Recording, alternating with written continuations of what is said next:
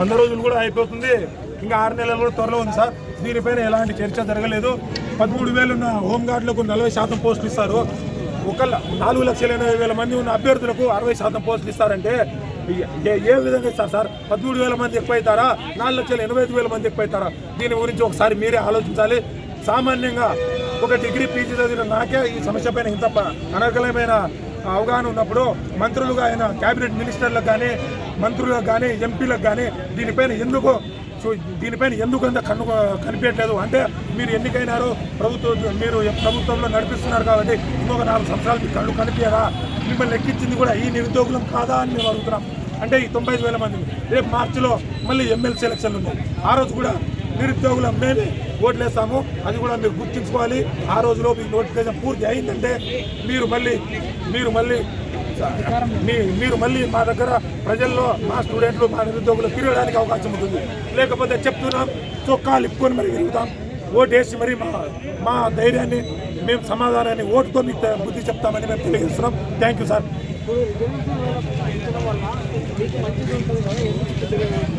Sir reservation పెంచింది నిరుద్యోగులకు కాదు సార్. రిజర్వేషన్ పెంచింది నిరుద్యోగులకు కాదు, హోంగార్డులకు. ఆల్రెడీ హోంగార్డులకు ఒక రోజుకు 710 రూపాయలు పే స్కేల్. అంటే ఒక నెలకు 21,300 రూపాయలు పే స్కేల్ ఒక హోంగార్డుకి. ఆల్రెడీ ఉద్యోగం ఉంది వాళ్ళకు. ఇప్పుడు హోంగార్డు రిజర్వేషన్ అని చెప్పి కోర్టులు వేశారు 2 సంవత్సరాలు. వాళ్ళకు ప్రతి నెల 21,300 జీతం తీసుకుంటూ వాళ్ళు ఉపాధి పొందుతూ వాళ్ళు ఈ కోర్టు కేసు పైన చేస్తున్నారు సార్.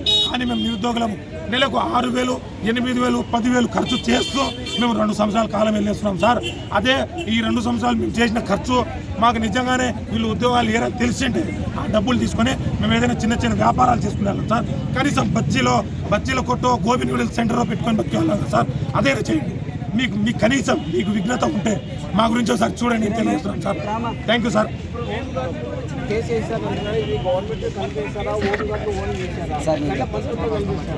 సార్ ఏం లేదు సార్, ఈ ఏదైతే 28వ తారీఖు 11 నెల 2022 ఇచ్చిన నోటిఫికేషన్కి సంబంధించి 6,000 కాన్స్టిట్యూషన్ నోటిఫికేషన్ సంబంధించి ఈ నోటిఫికేషన్ వచ్చిన తర్వాత ప్రిలిమినరీ ఎగ్జామ్స్ అయిపోయిన తర్వాత ఏదైతే హోంగార్డ్ రిజర్వేషన్స్ సివిల్కి 8 నుంచి 10%, 15 నుంచి 20% పెంచారో గత గవర్నమెంట్ ఏకపక్షంగా పెంచిన ఆ రిజర్వేషన్లకు మాకు గవర్నమెంట్ అనుకూలంగా ఉందని ఒక ఉద్దేశంతో హోంగార్డ్స్ వెళ్ళి మా పోస్టులు మాకు కావాలి అని వాళ్ళు వెళ్ళారు సార్. మేము జనరల్ ఆస్పిరెంట్స్ దాదాపు అందరి మీద పోటీపడి 120, 130 మార్కులు వస్తే కూడా మాకు జాబ్ రావట్లేదు ఈరోజు. కానీ వాళ్ళకు హోంగార్డ్ రిజర్వేషన్లు పెంచుకుంటూ పోతున్నారు సార్. వాళ్ళు ఆల్రెడీ ఎంప్లాయీస్ సార్. మేము నిరుద్యోగులం ఈరోజు మేము అడుక్కునే పరిస్థితి మాది రోడ్డు పైన. వాళ్ళు ఆల్రెడీ ఇప్పుడు 2 సంవత్సరాల నుంచి వాళ్ళేం జీతాలు తీసుకుంటున్నారు. మేము మాత్రం మా ఇంట్లో అడగలుగుతున్నాం సార్. ఇప్పటికీ కూడా ఈ హోంగార్డ్ రిజర్వేషన్లు పెంచుతున్నారు. మళ్ళీ మాకెక్కడ పోస్టులు వస్తున్నాయి? గవర్నమెంట్ మేము అడుగుతున్నాం. ఇంతవరకే ఆ రిజర్వేషన్ వాళ్ళు మా గవర్నమెంట్ పెంచిందనే ఉద్దేశంతో వాళ్ళు హైకోర్టుకి వెళ్ళి మా రిజర్వేషన్ ఏదైతే ఉందో ఆ పొంచిన పోస్టులని మా పోస్టులు మాకే కావాలని వాళ్ళు హైకోర్టుకి వెళ్తే గవర్నమెంట్ పట్టించుకోకపోతే వాళ్ళకు అనుకూలంగా తీర్పు వచ్చింది. ఈరోజు వాళ్ళకు కట్ట మార్కులతో సంబంధం లేకుండా వాళ్ళ పోస్టులు వాళ్ళకి ఇవ్వండి అని హైకోర్టు తీర్పు చెప్తే బోర్డు ఇది కరెక్ట్ కాదు, ఇది జనరల్ హాస్పిటల్ నష్టపోతారనే ఉద్దేశంతో వాళ్ళు సుప్రీంకోర్టుకి వెళ్ళడం జరిగింది. బోర్డు సుప్రీంకోర్టుకి వెళ్తే 4 వాయిదాలు జరిగితే కూడా ప్రభుత్వం తరఫున ఒక్క లాయర్ కూడా దానికి హాజరవ్వలేదు ఇంతవరకు. మేము 95,000 మంది 2 సంవత్సరాల నుంచి శారీరకంగా నష్టపోతుంటే కూడా అభ్యర్థులు ఇంత నష్టపోతున్నారే దీన్ని పట్టించుకుందాం ఏ గవర్నమెంట్ ఆలోచించాలి?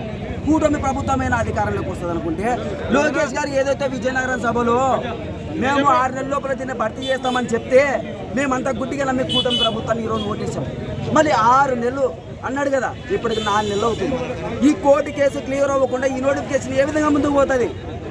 కనీసం ఈ నోటిఫికేషన్కి సంబంధించి సుప్రీంకోర్టులో ఉన్న కేసుని ఇప్పుడు కానీ దీన్ని క్యాన్సిల్ చేయకపోతే భవిష్యత్ తరగతిలో ఉన్న మా తమ్ముళ్ళు మా సిస్టర్స్ అందరూ కూడా నష్టపోతారు కదా ఈ రిజర్వేషన్ పైన. కాబట్టి ఇప్పటికైనా ఆ సుప్రీంకోర్టు కేసుని త్వరగా క్లియర్ చేయాలి, లేదా ప్రస్తుతానికి స్టే ఆర్డర్ అనేది తీసుకొచ్చి ఈ నోటిఫికేషన్ ముందు తీసుకోవాలి. లేదంటే నిరుద్యోగులందరి తరఫున మేము మా యొక్క నిరసనని గవర్నమెంట్కి కంపల్సరీగా తెలియజేస్తాం. ఈ ప్రోగ్రామ్ ఇంతటితో ఆగదు, ఇది స్టేట్ వైడ్ కూడా కండక్ట్ చేస్తాం. వచ్చే గ్రాడ్యుయేట్స్ ఎమ్మెల్సీలో ఈ సమస్యకి పరిష్కారం జరగకపోతే మేము మా యొక్క ఓటు రూపంలో మీకు నిరసన తెలియజేయాల్సి వస్తుందని ప్రభుత్వాన్ని మేము హెచ్చరిస్తున్నాం.